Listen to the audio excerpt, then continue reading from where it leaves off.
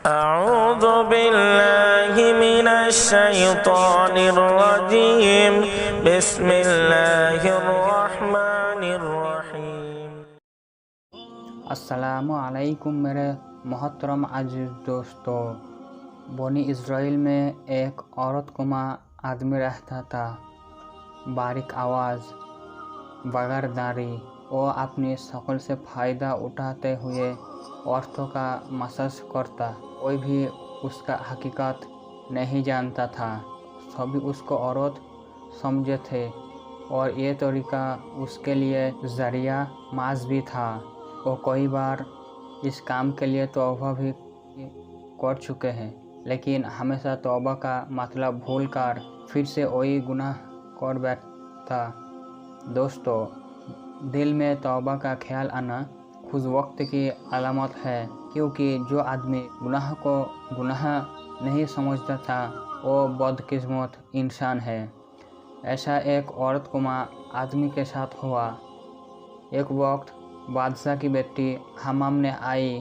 हमाम ने गुस्ल और मसाज के बाद जब महल में वापस जाने लगी तो उनका बेशकीमती मोतियों का हार गुम हो गया, और जब तलाश करने भी ना मिला तब बादशाह की बेटी ने हुक्म दिया हमाम में मौजूद सभी औरतों की तलाशी ली जाए।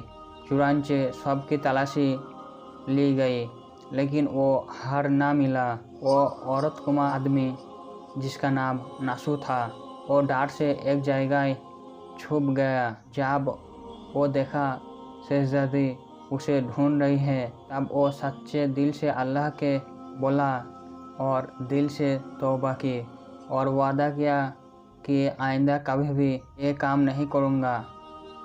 मेरी लाज रख, तो ही मेरी इज्जत रखने वाला, मुझे रुस्वा होने के लिए बचा ले। अभी वो तौबा ही कर रहा था कि अचानक बाहर से आवाज़ आई, नासू को छोड़ दो, हार मिल चुका है। नासू शहजादी से इजाज़त लेकर अपना घर चला आया। नासू ने कुदरत का करिश्मा देख लिया था और हमेशा हमेशा के लिए उस काम के लिए तौबा भी कर चुका था। लेकिन कहानी यहाँ ख़त्म नहीं हुआ। फिर वो कई दिनों हमाम में ना गया था तो शहजादी ने बुलावा भेजा कि वो हमाम में आकर मेरा मसाज करे, क्योंकि शहजादी ख़ास तौर पर उसी से मालिश करवाया करती थी।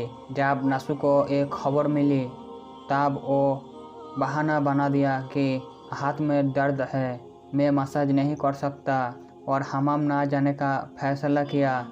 लेकिन सभी औरतें उसी को चाहती थी और उसी से मसाज करना पसंद भी करती थी। जब नासू ने देखा इस शहर में रहना उसके लिए मुनासिब नहीं है, तो गलत तरीके से कमाया हुआ माल गरीबों में बांट कर शहर से दूर निकल गया और एक पहाड़ी पर डेरा डालकर इबादत इलाही में मशगूल हो गया। फिर एक दिन उसकी नज़र एक गाय पर पड़ी जो उसके करीब घास चर रही थी। उसने सोचा, ये किसी चरवाहे से भागकर यहाँ पर आ गई है, क्यों ना मैं इसके देखभाल करूँ और जब इसका मालिक आएगा वापस कर दूँगा। लिहाजा नासू उसे देखभाल कर रहा था। कुछ दिनों बाद गायों ने एक बच्चा दिया था और नासू ने दूध का इस्तेमाल भी शुरू कर दिए। कुछ दिनों बाद एक तिजारो काफिला रास्ते से भूलकर उधर आ गया। काफिले वाले नासू को देखा तो पानी मांगा। नासू ने पानी के बजाय सबको दूध पिलाकर सैरात कर दिया। काफिले वाले नासू के मेहमान नवाजे के लिए बहुत खुश थे और नासू से शहर जाने का रास्ता पूछा। नासू उन्हीं को आसान और नज़दीक का रास्ता पता बता दिया। उस लोग जाने के पहले नासू को बहुत सारा माल दे गए। नासू ने उन्हीं पैसों से वहाँ कुआं खुदवाया। आहिस्ता आहिस्ता वहाँ लोग बसने लगे और मकाम भी बनने लगे। वहाँ के लोग नासू को बहुत इज्जत और एहतराम से देखता है।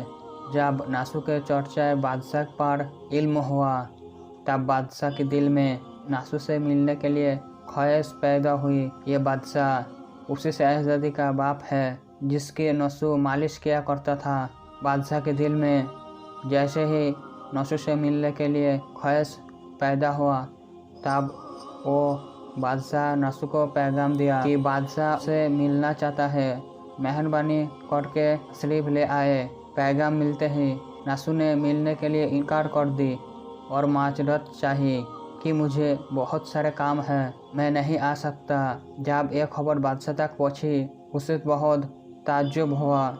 फिर कहने लगा, अगर नसू नहीं आ सकते तो मैं खुद वहाँ जाऊंगा। फिर एक रोज़ बादशाह नसू से मुलाकात करने के लिए निकला। अभी उसका इलाके में दाखिल हो रहा था कि खुदा के तरफ से मालिकुल मौत को हुक्म हुआ कि बादशाह की रूह कब्ज़ कर ले।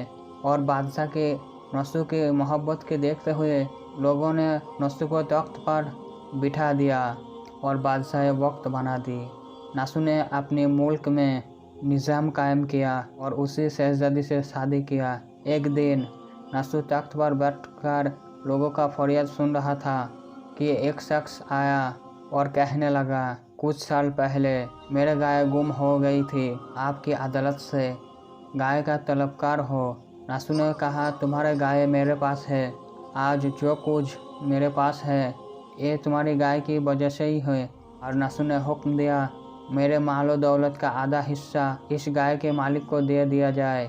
फिर वो शख्स खुदा से हुक्म से कहने लगा, ए नसू, जान लो, ना मैं इंसान हूँ और ना ही वो गाय जानवर है, बल्कि हम दोनों फरिश्ते हैं और तुम्हारा इम्तिहान लेने आए थे कि सारा मालो दौलत तुम्हारा सच्चे दिल से तौबा करने का नतीजा है। ये सब कुछ तुम्हें मुबारक हो। उसके बाद वो दोनों फरिश्ता नज़रों से गायब हो गए। तो मेरे मोहतरम अजीज़ दोस्तों, इसलिए सच्चे दिल से तौबा करने वालों को तौबातुल नसूह कहते हैं।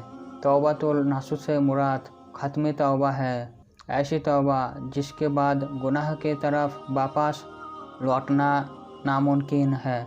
इंसान खता का पुतला है, अपनी माजी की तरफ नज़र दौड़ाए। हम बेशुमार गुनाह करके भूल चुके हैं। कुछ ऐसे हैं जो याद है कि अल्लाह पाक हम सबको तौबातुल नसूह की तौफीक अता फरमाए। आमीन या रब्बुल आलमीन।